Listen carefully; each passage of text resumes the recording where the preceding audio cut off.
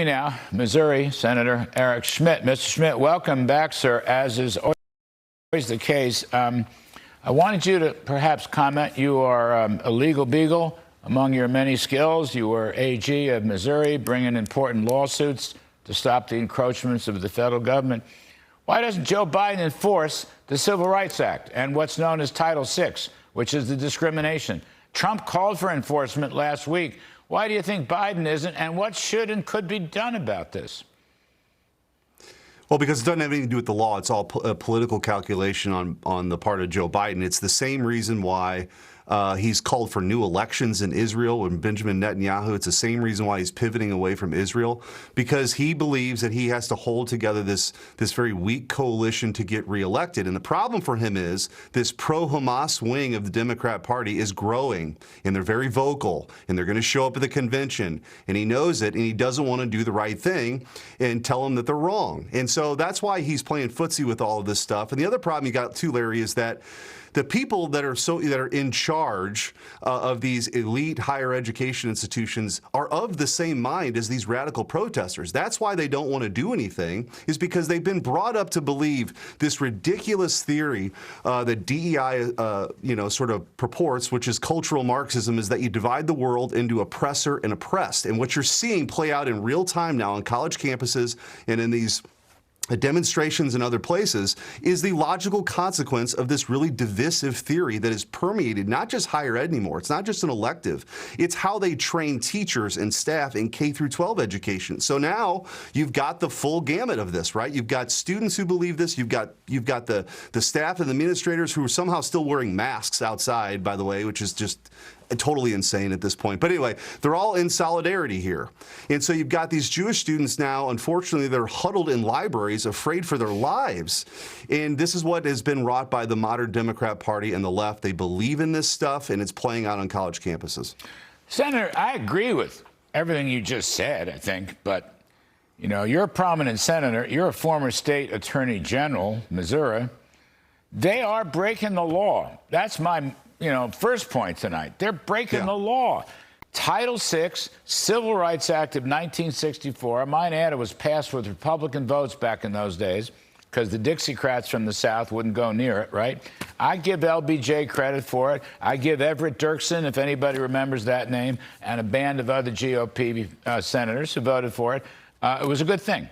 Okay, fine. But right now we look at they're breaking the law. So, Senator Eric Schmitt, you can get up in the floor of the Senate and say, you're breaking the law. Where's the FBI? Where's Merrick Garland? Where's Joe Biden? This is a clear case. Biden says he's for the pro-democracy guy, right? Trump's the guy that's anti. Here's another case where Biden is willfully breaking the law by not taking any action to enforce the law, Senator Schmitt. That's the part I don't get. Call him on it, sir. Right. Well, call him on it. Well, look, it's the same reason why the FBI will go after traditional Catholics, but not actually enforce the law when these folks were outside Supreme Court justices threatening their lives, right? They're picking and choosing. They've fully weaponized now our legal system, which causes all kinds of problems, a lack of trust, and then also real practical consequences, as you're pointing out. But remember, the left here, Larry, they're taking us backwards. They believe in an ideology where it is okay to racially discriminate. They have these sort of segregationist sort of graduation ceremonies now. And so these same people are in solidarity with these students, these administrators and staff of some of these, Ivy League institutions are the same people advocating for a black only and a white only sort of graduation ceremony to give people their safe spaces. I mean, it's totally insane. And I think that it takes an incident like this for the American people to see it. People have a right to speak their mind, but you don't have the right to have an encampment on private property. You don't have a right to prevent people from having a graduation ceremony. Some of these same students were denied that by the COVID tyrants a few years ago, are now being denied their ability to have a graduation ceremony with their families because of these radicals. And so, it's time to enforce the law. Joe Biden doesn't want to do it, though, because he knows it's a political problem for him because this pro-Hamas wing of the Democrat Party is growing. And, Mr. Trump called to enforce the law. And secondly, he called for either taxing endowments or fining endowments for those colleges who tolerate this nonsense. I'm sure you heard my quotes from the late governor and, of course, President Ronald Reagan. I worked for him when I was a child many, many years ago. But Reagan wouldn't broach any nonsense on this. I mean, you got the thing that's so incredible is you have the law behind you. Biden doesn't have a leg to stand on. That's why I say call him on it. Get a bunch of senators, call him on it.